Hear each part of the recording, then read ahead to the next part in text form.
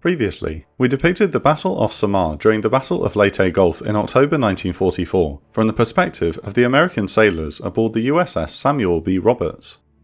The robbers fought valiantly against hopeless odds, but was eventually sunk during the battle, taking almost half the crew to the bottom.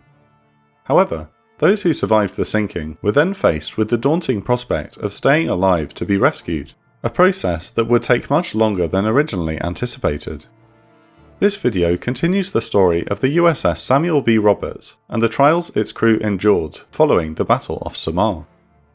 By 10:07 AM, the men who had managed to abandon ship in time watched quietly as the plucky destroyer escort sank beneath the waves. Chief Damage Control Officer Lloyd Gurnett openly wept.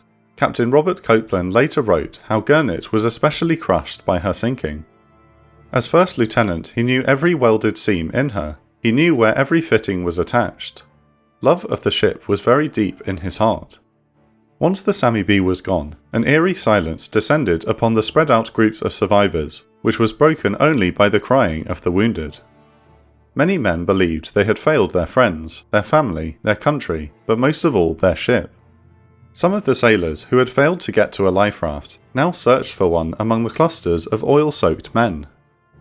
Radioman 3rd Class Dick Rode swam over to a raft carrying several men, including Ensign Jack Moore, who had worked in the decoding room. He only survived the sinking because a fellow crewmate in a raft had come back for him and disobeyed orders not to return to the ship once the evacuation began. As the most senior officer among the men in the group, Moore ordered them to fasten the life raft and a floater net together and to gather as many survivors as possible. However, discipline was severely tested in these desperate moments. After Rode climbed aboard, one man challenged Moore's orders, arguing that a larger group would consume the raft's limited provisions and be easier to spot by enemy aircraft. Yet, Moore remained steadfast, and more survivors were picked up. When the raft quickly became overcrowded, Radioman Rode jumped back into the water to make room for wounded men. He spent some time treading water until he noticed a small space on the raft next to two unwounded men.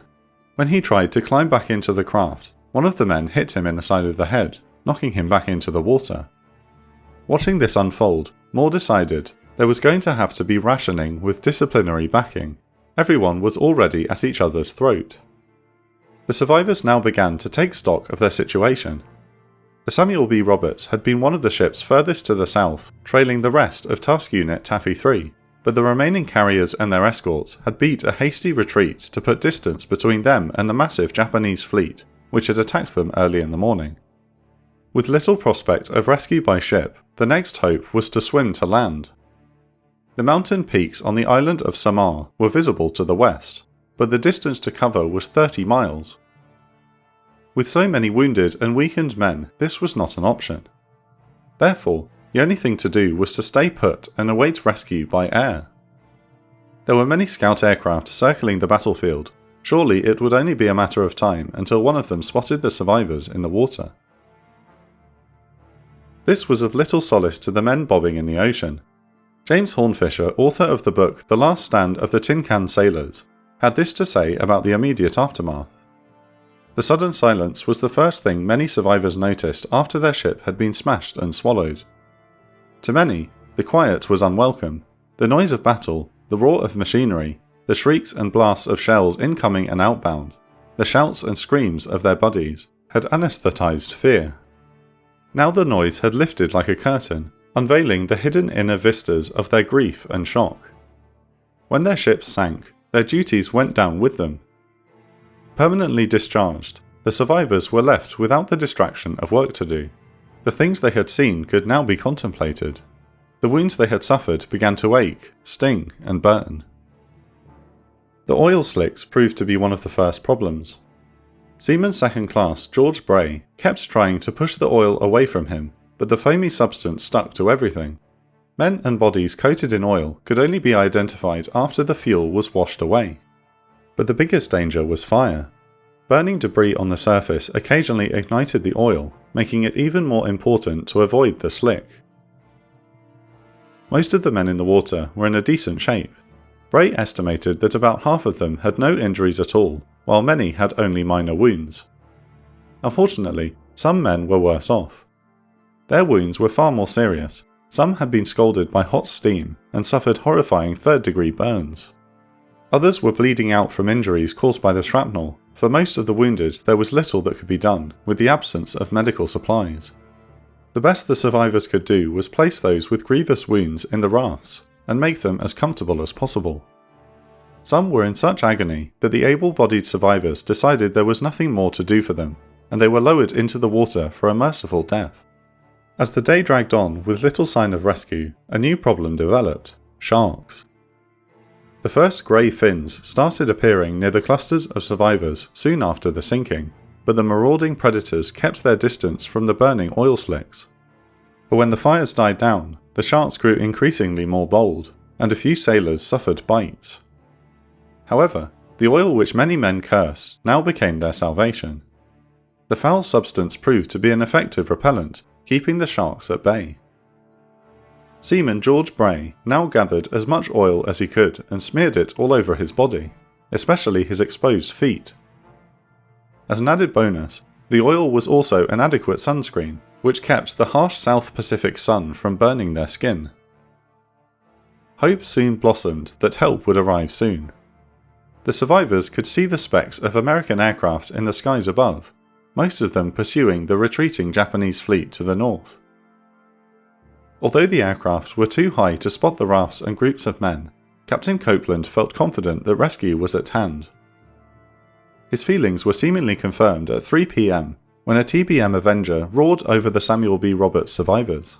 The pilot circled the group and gave a thumbs up before flying off, leading to cheers from the men in the water.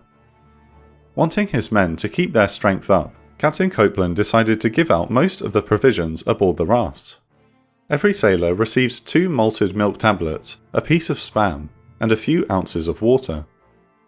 Morale was high after the dismal experience of watching their ship sink 5 hours earlier. They expected an Allied ship or submarine to find them in no time. Hours passed, and the sun began to dip as no rescuers were spotted. Every man continued to look hopefully to the sky or search for masts on the horizon, but could see or hear nothing but the rolling waves and groans of the wounded. After the war, the survivors of the Samuel B. Roberts discovered that the Avenger pilot who spotted them relayed the incorrect coordinates to the US 7th Fleet headquarters. 2 destroyer escorts from Task Unit Taffy 1 were dispatched to the location provided by the pilot and arrived at 11:30 p.m, but found nothing and returned empty-handed. Destroyers from Admiral Halsey's 3rd Fleet also searched the area, but were more interested in looking for Japanese ships than survivors.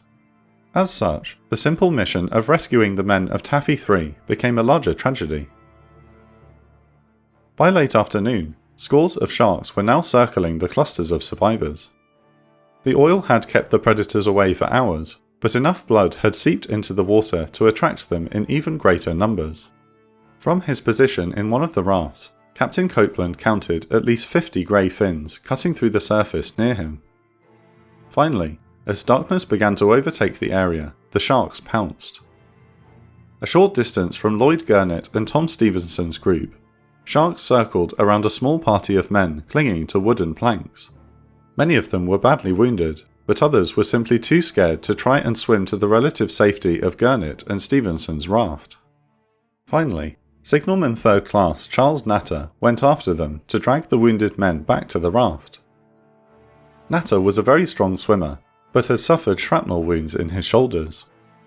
Nonetheless, he was determined to save the men. He swam up to a friend, Thomas Mazura, but a shark latched onto him and pulled Mazura below the surface just as Natter was about to begin dragging him back. Seconds later, another shark attacked Natter, and he also disappeared into the ocean. One of the stranded sailors, John Conway, had resisted calls to try and swim to the raft, but now decided to take his chances. He attempted to persuade the remaining men to come with him, but all refused. Conway would be the last man from that group to survive the day. In Copeland's raft, even the normally stoic executive officer Bob Roberts began to lose hope. He later wrote, "I tried to bargain with God. I explained to him that my wife had just had a baby boy whom I had never seen, and that though I was ready and willing to die, if he would allow it, I would take care of them as long as I lived." Sensing that his XO and best friend was faltering, Copeland briefly took Roberts aside and helped him regain his composure. He was a tower of strength from there on in, Copeland wrote. The captain asked Roberts where he thought they were, to which Roberts responded, "Well, Captain, I don't know exactly where we are, but I'd say we're roughly 30 miles east of the island of Samar, and about 30 miles north of its southern tip. That's as close as I can give you from the last navigational fix I had before we went into battle." "Well," Copeland then said to Roberts, "you and I are the senior officers, and we better set a good example." With that, the men took up a paddle each and began paddling towards the setting sun. Ensign Jack Moore's group had tried singing to keep their spirits up, but as darkness fell, the survivors grew increasingly desperate. Every time a shark fin surfaced near them, the men panicked and all attempted to climb into the raft, nearly swamping it on many occasions. After hours of this game of survival, most men were too tired to continue and became ambivalent about their fate. Exhausted, many tried to sleep by laying their heads on the sides of the raft. By now, Tom Stevenson feared that the Japanese had won the battle and no help would come. Their ordeal was made even more excruciating by the prevailing winds, which blew the smell of Samar's jungle landscape out to them. They tried to paddle towards land, but found early next day that their raft had been pushed further out to sea.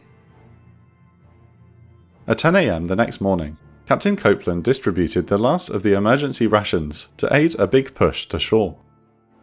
The men paddled throughout the day, and even came across a Japanese crate floating in the ocean.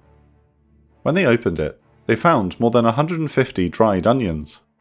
However, the onions only intensified their thirst, which was made worse by the exposure to the sun.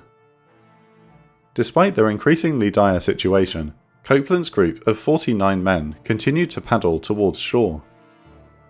At the sunset, he estimated they were only 4 miles from the coast, but now the captain hesitated. Samar was still occupied by the Japanese, and he did not think his weakened men could paddle fast enough throughout the night to get to the island before daybreak. Each man knew the only thing worse than being marooned at sea was being captured by the enemy, and so they stayed put for the night. Strange things happened on the second night. At 10:30 p.m, Copeland's survivors spotted a flashing white light on the water.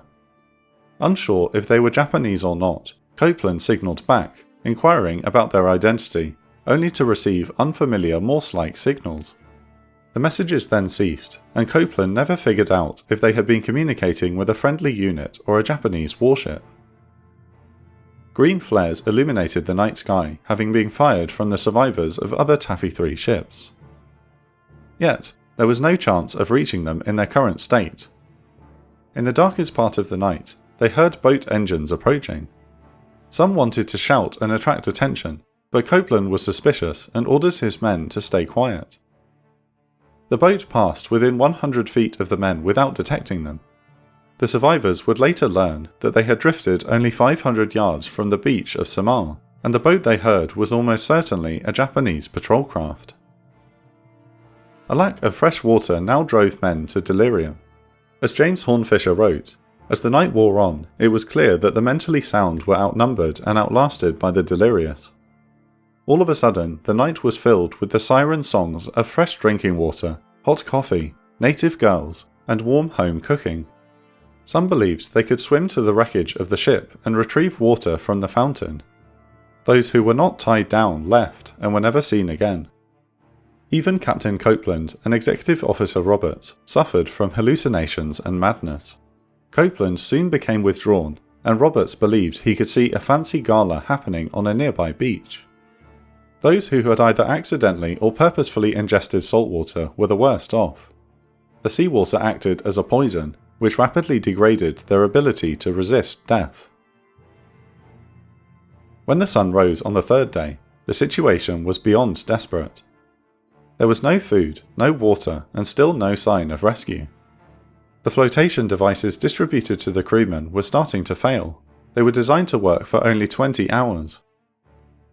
With little other alternative, 5 of the healthiest men in George Bray's group decided to swim to shore. The others were far too weak, and some had died during the night. After a mile of grueling swimming, they spotted a dark shape on the horizon. After a few more minutes of swimming, They determined that it was definitely a ship. However, their hearts dropped when they saw a red and white flag on the mast. The 5 swimmers turned around and swam as fast as they could back to the rest of the group. Upon reaching them, Ensign Jack Moore turned to his shipmates and said, "Men, it looks as if we're going to be picked up by the Japs.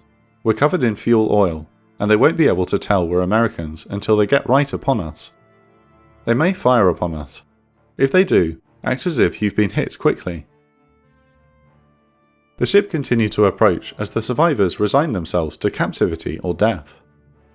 Yet, when it was right on top of them, a voice called out in English, "Who are you?"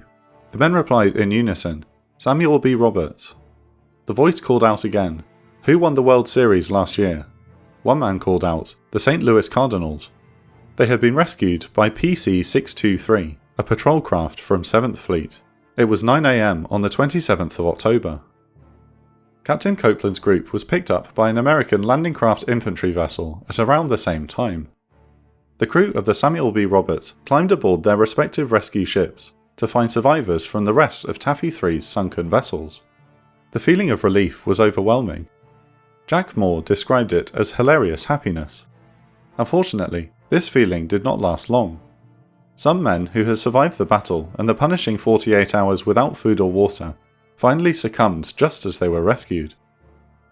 Jerry Osborne, a badly scalded water tender from the boiler room, had staved off death for the past 3 days, but once he was hauled aboard PC-623, Osborne died before he could receive medical attention. A similar fate befell the popular chief radio man, Tullio Serafini. Serafini had been the oldest man aboard the Sammy B at 43 years old, and had served in the Navy since the First World War.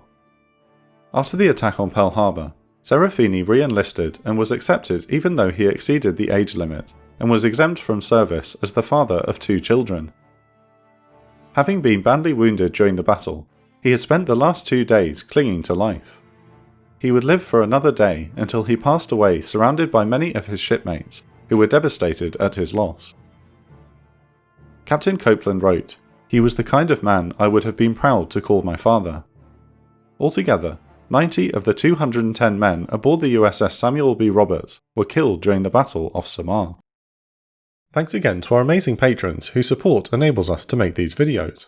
Thank you to all our new patrons who joined recently, and a special thanks to our patron of the week, Eric Gagnon.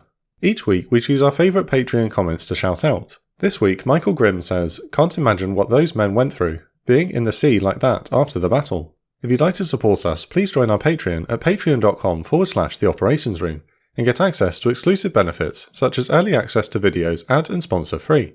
We'd love to have you as part of our community and really appreciate your support.